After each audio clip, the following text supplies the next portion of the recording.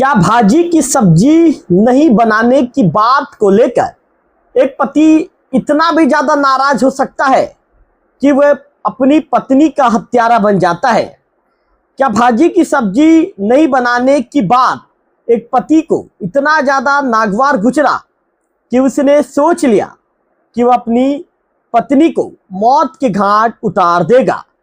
नमस्कार, मैं हूं रवि तिवारी। आप देखना शुरू कर चुके हैं लोकल टीवी छत्तीसगढ़। आज छत्तीसगढ़ के रायगढ़ जिले से एक ऐसी खबर आप तक पहुंचाएंगे जिस खबर में भाजी की सब्जी के चलते एक पति अपनी पत्नी का हत्यारा बन जाता है।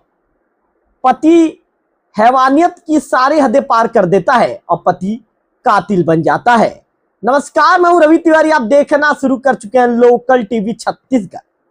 आज इस खबर में कातिल पति के विषय में बातचीत करेंगे जिसने सिर्फ भाजी की सब्जी नहीं बनाने पर अपनी पत्नी को हमेशा के लिए ऐसी नींद सुला दिया जहां से वो कभी उठकर वापस नहीं आ पाएगी।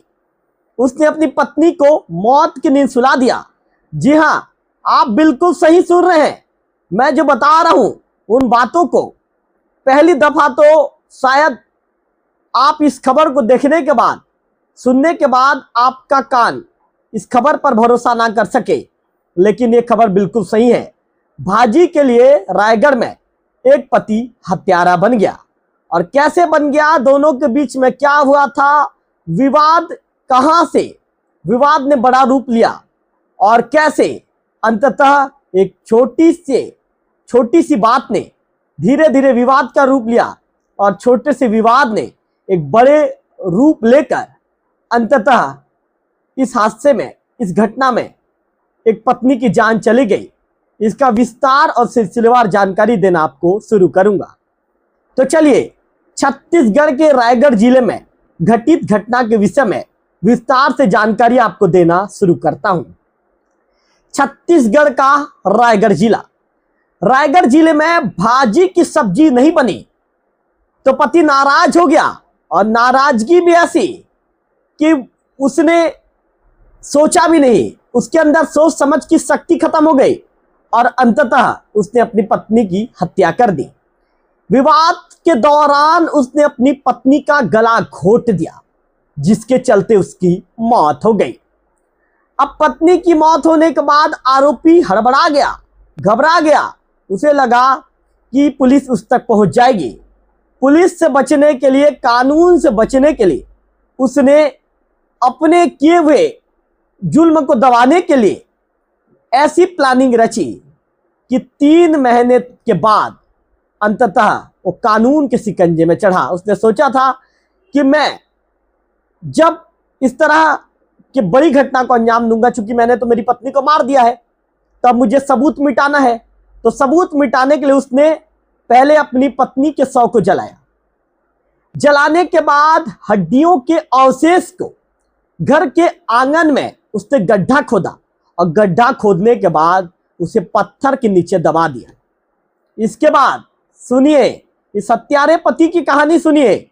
इसके बाद किसी को शक ना हो, इसके चलते उसने प्लानिंग बनाई और प्लानिंग के तहत वो अपनी पत्नी को ढूंढने लगा, ढूंढने का नाटक करने लगा, क्योंकि उसको तो पता था इस हत्या को उसी ने अंजाम दिया है। तो सब कुछ जानते हुए भी उसने पत्नी को ढूंढने का नाटक किया।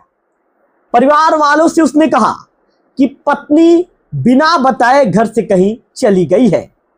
इसके बाद इतना ही नहीं, परिवार वालों से तो उसने झूठ कहा, खुद ही थाने पहुंच गया और थाने पहुंचकर उसने गुमशुदगी की शिकायत दर्ज करवा दी।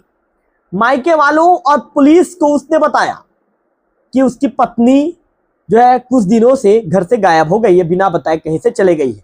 लेकिन कहते हैं ना, गलत करने वाला कानून से ज्यादा जिन तक बच नहीं सकता। मायके वालों और पुलिस को पति पर शक हुआ। हिरासत में जब पुलिस ने उसे लिया, उससे जब पूछताछ की गई तो 3 महीने के बाद उसने पुलिस के सामने अपना जुर्म कबूल कर लिया। अंततः 3 महीने पहले की गई हत्या की एक गुत्थी को पुलिस ने सुलझा ली। पूरा मामला रायगढ़ जिले के कापू थाना क्षेत्र का है। तो चलिए, इस घटना के विषय में शुरुआत में हुआ क्या था उसके विषय में विस्तार से बातचीत करना शुरू करते हैं। दरअसल 28 अप्रैल की तारीख थी। ग्राम कुमा निवासी देवानंद सिदार, जिसकी उम्र 39 साल है, ये उस दिन कापू थाना पहुंचता है। इसके बाद कापू थाना पहुंचकर ये पुलिस को बताता है कि उसकी पत्नी चमेली सिदार 16 अप्रैल की रात करीब 8 बजे के आसपास उसके घर से बिना किसी को कोई जानकारी दिए वो घर से निकल गई। तब से आज तक उसका कोई जानकारी या किसी भी तरह की उसके विषय में खबर सामने नहीं आई है। इस पर पुलिस देवानंद सिदार के दिए गए आवेदन पर गुमशुदगी का मामला दर्ज करती है और पुलिस अपने स्तर पर जांच की प्रक्रिया को आगे बढ़ाती है और इसके बाद देवानंद से भी पूछताछ होती है।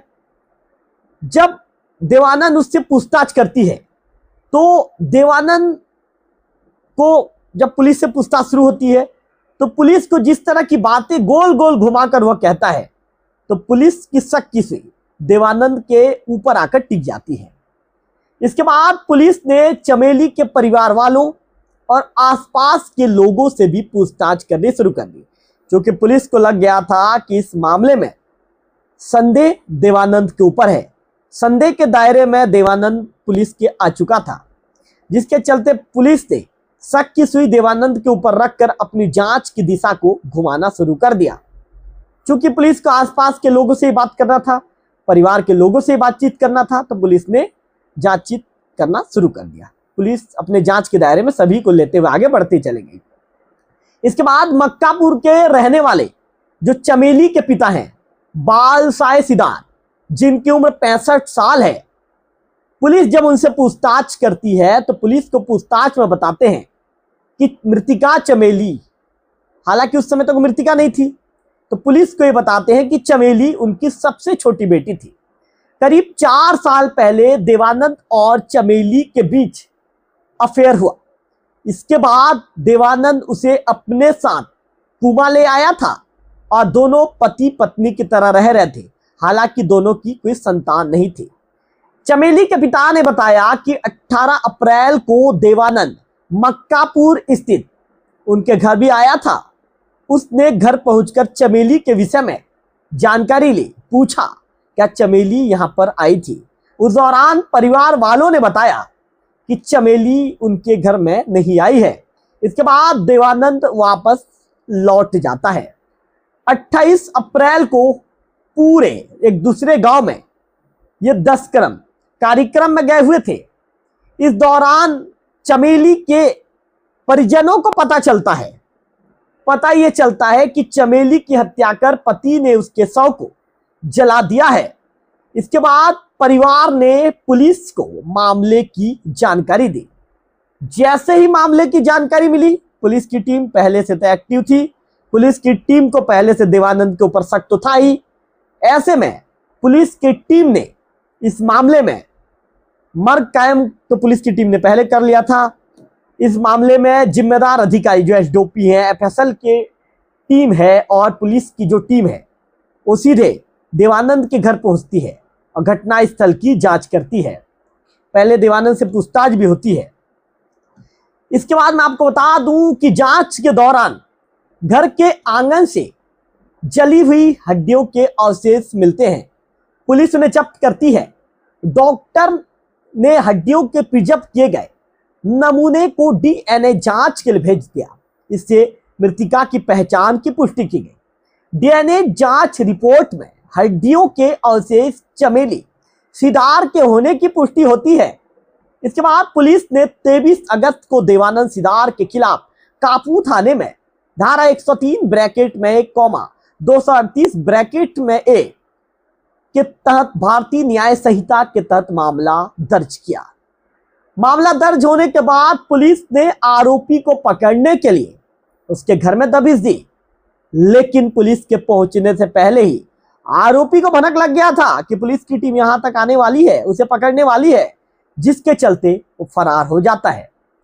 चूंकि पुलिस को भी आरोपी को जल्दी गिरफ्तार करना था, ऐसे में आरोपी को पकड़ने के लिए पुलिस टीम ने लगातार 3 दिनों तक गांव के बाहर कैंप लगाकर उसकी तफ्तीश करनी शुरू कर दी, उसकी पतासाजी करनी शुरू कर दी।